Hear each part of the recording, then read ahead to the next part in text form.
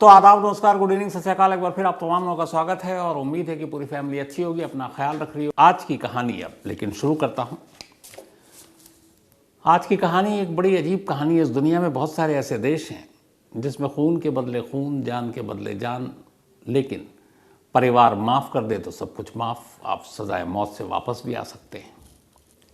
ये कहानी एक भारतीय महिला की है, एक महिला जो पेशे से नर्स है। इसका नाम है निमिषा प्रिय। निमिषा शादीशुदा, 2 बच्चे उसके, पति थॉमस, टोनी थॉमस। ये लोग केरल के पलक्कड़ इलाके के रहने वाले।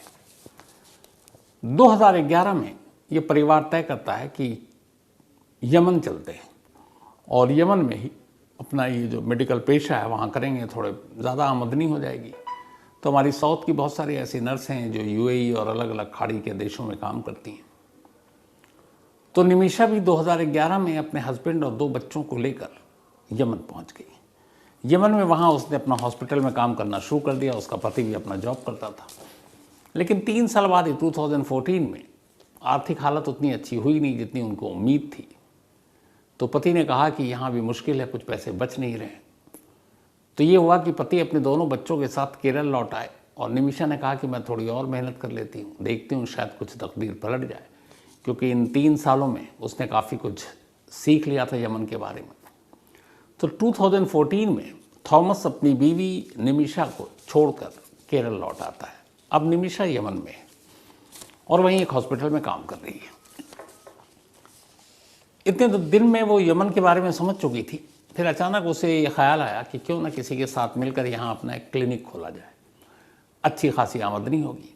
लेकिन यमन का एक कानून है कि कोई भी नॉन यमनी, यानी कि यमनी नागरिक के अलावा वहाँ ना हॉस्पिटल खोल सकता है, ना क्लिनिक खोल सकता है। अब इस दौरान में इतने सालों में निमिषा की बहुत लोगों से दोस्ती हो चुकी थी। उनमें एक मेडिकल स्टाफ का ही एक मेल नर्स भी था जिसका नाम हन्नान था। हन्नान के साथ निमिषा की अच्छी पटती थी। उन दोनों ने कहा कि हाँ चलो हम लोग मिलकर खोलते हैं।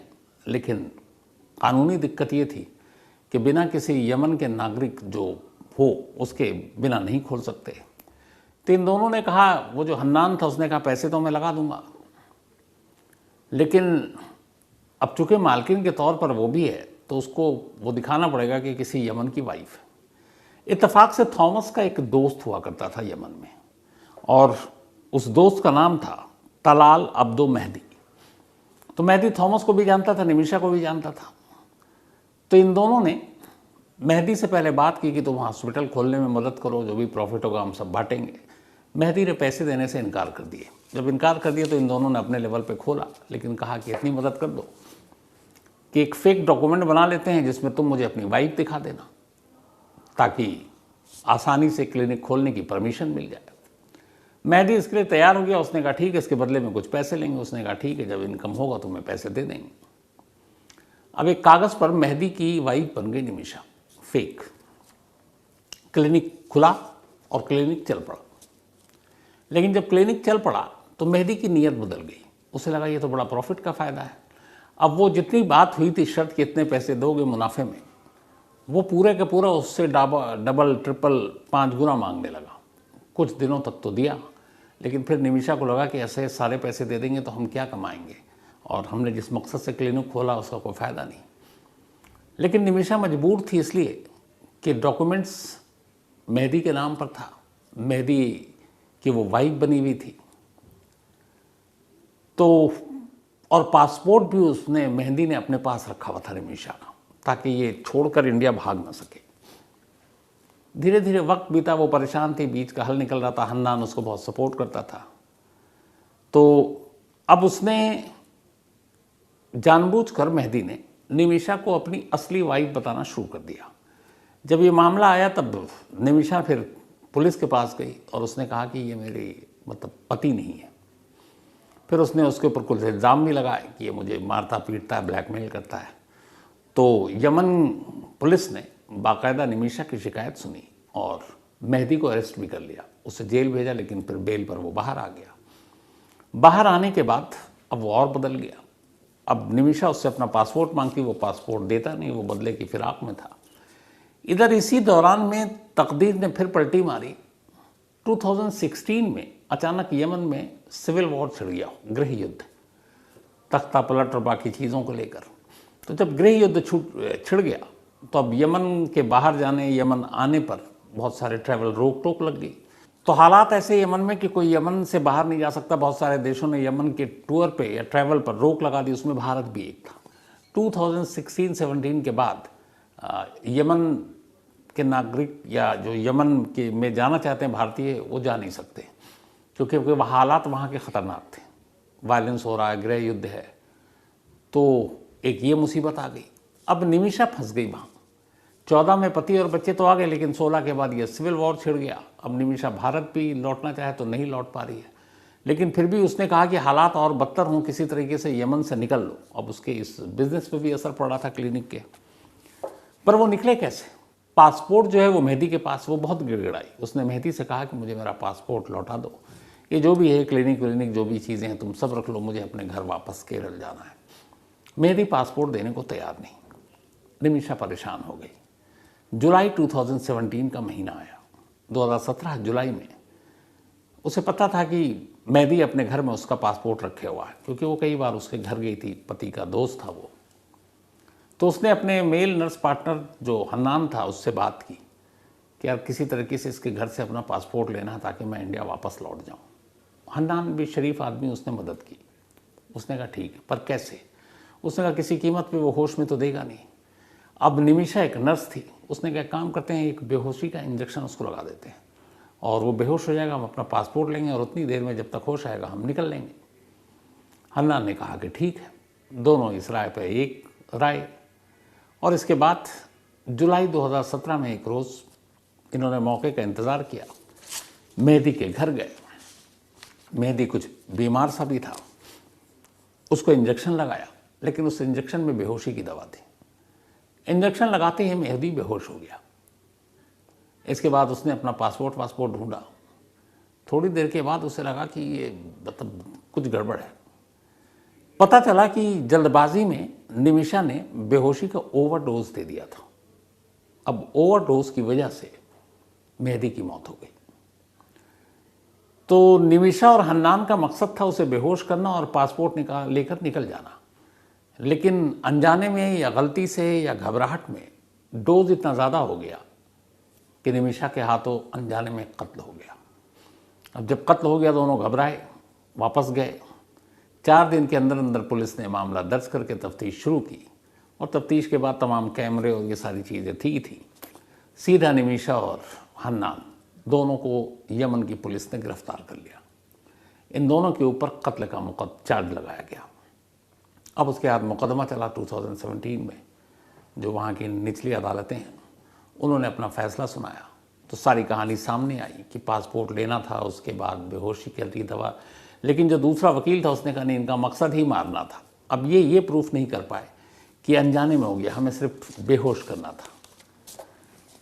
अदालत ने अपना फैसला सुनाया और निमिषा को सजाए मौत दी और हन्नान को लाइफ इम्प्रिजमेंट यानी उम्र कैद।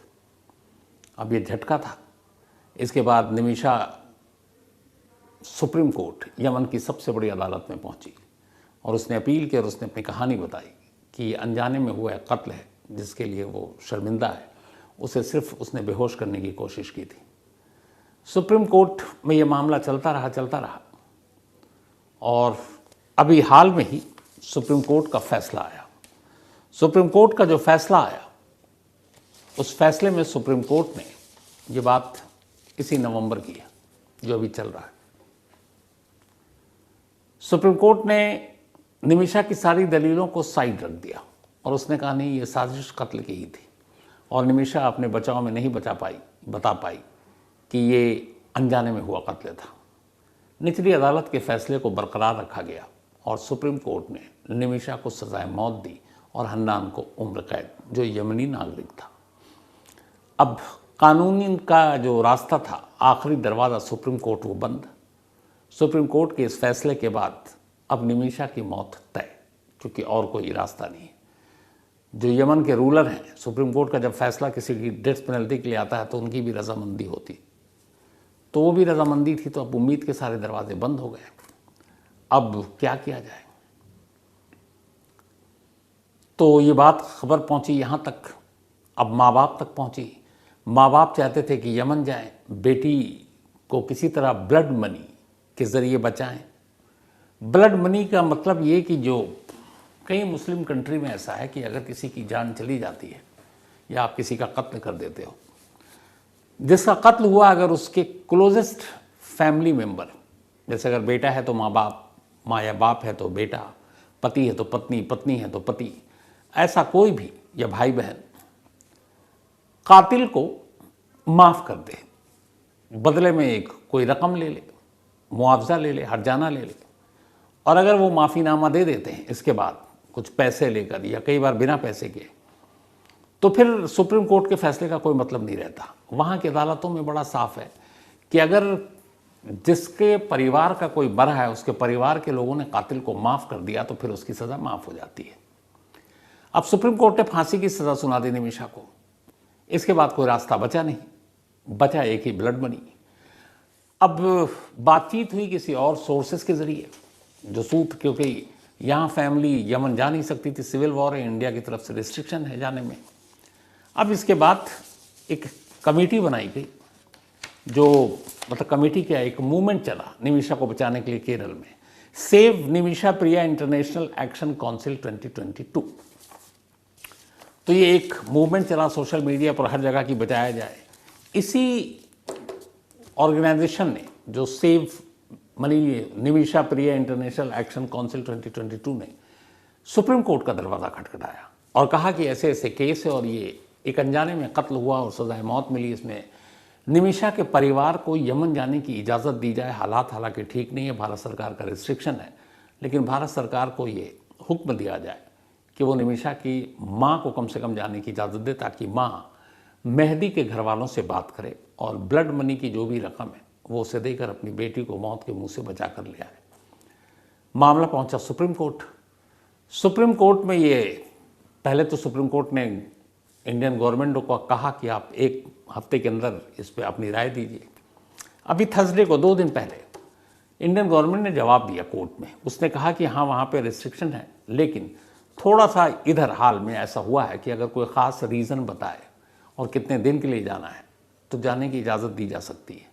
बल्कि विदेश मंत्रालय के प्रवक्ता बागची ने यह भी कहा कि उनकी संज्ञान में ये केस है, उनके नॉलेज में निमिषा का, तो वहाँ पे जो उसको लीगल एड और बाकी यमन में एम्बेसी के थ्रू वो भी देने की कोशिश की जा रही है।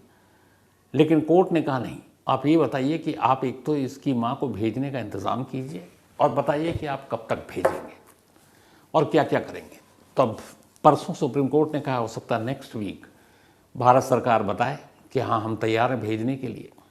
अब यमन से जो खबर आई है वो ये है कि इस बीच में दूसरे चैनल से मेहदी के घर वालों से नेगोशिएशन चल रहा था कि आप ब्लड मनी लेकर निमिषा की जान बख्श दो।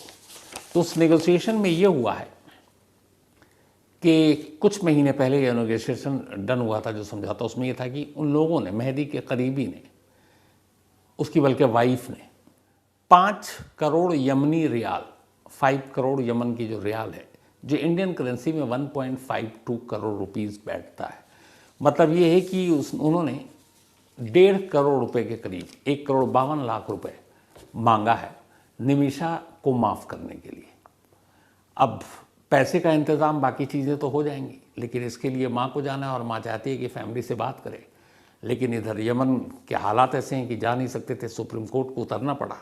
अब सुप्रीम कोर्ट को सरकार ने जवाब दिया और बहुत उम्मीद ये है, क्योंकि प्रेशर भी है, भारत सरकार को भी जानकारी में है, कि यहाँ से उसकी माँ को जाने की इजाज़त दी जाए और वो जाकर ब्लड मनी का भुगतान करे और निमिषा को मौत के मुंह से बचा कर ले आए।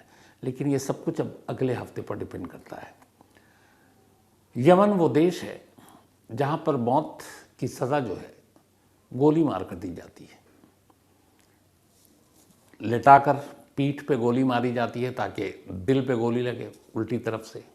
इस तरीके से कोई और बहुत ज़्यादा हीनियस क्राइम में जिसको मौत की सज़ा मिली तो पहले उसको कोड़े मारे जाते हैं, फिर गोली मारी जाती है।